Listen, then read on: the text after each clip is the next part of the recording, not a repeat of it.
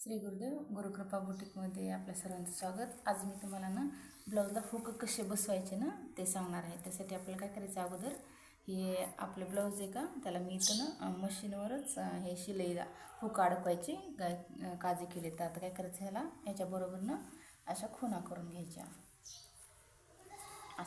घ्यायच्या, आणि आता मी काय करायले, ही सुईमध्ये ना मी 2 पदरी दोरा केलेला आहे.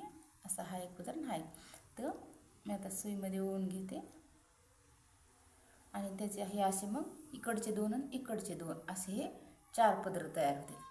आणि ह्या 4 पदराची सोबतच गाठ मारून घेणार, म्हणजे हा आपला आता हुक लावायलासाठी हा 4 पदरी दोरा तयार आहे. तर चला मग हुक लावायला बघा कसं.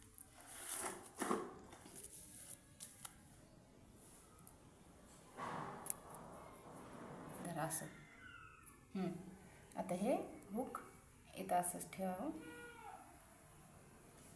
आणि हा अगोदर सुरुवातीला काय करू, आपण एक खालच्या ह्याच्यात असे आडे मारून घेऊ.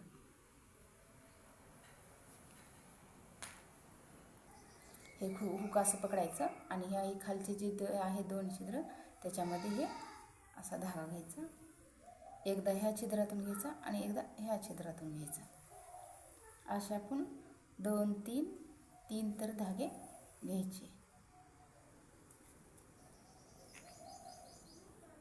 नंतर इथं अशी थोडीशी अशी एक गाठ मारायची, म्हणजे हुक लवकर निघणार नाही.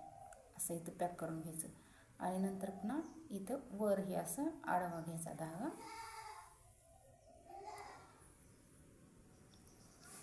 असे आपण 3 तरी धागे घ्यायचे, त्यापेक्षा जास्त घेतले तरी चालते. 3 ते 4 घेऊ शकतात, तरी पण हुक पॅक होतं. नंतर इथं पण आपण काय करायचं, अशी गाठ द्यायची, म्हणजे हुक एकदम पॅक बसेल अशा प्रकारे.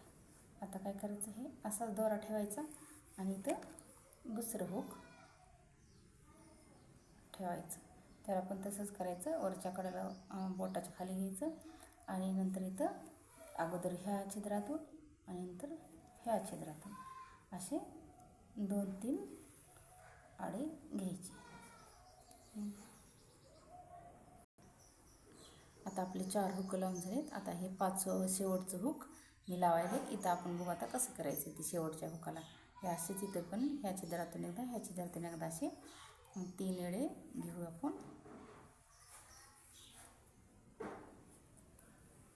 असं इथं एक गाठ द्यायची, म्हणजे ते आणखीन पॅक होईल. आणि आता हे वर घेऊ.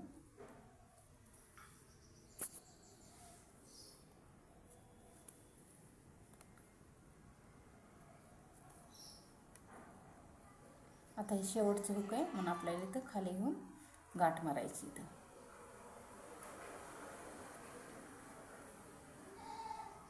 असे आता हा उरलेला दोरा आपण कट करून घेऊ.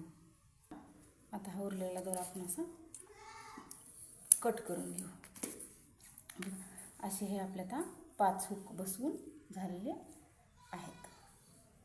हा व्हिडिओ कसा वाटला ते मला नक्की कळवा आणि माझ्या चॅनलला सबस्क्राईब करा. श्री गुरुदेव.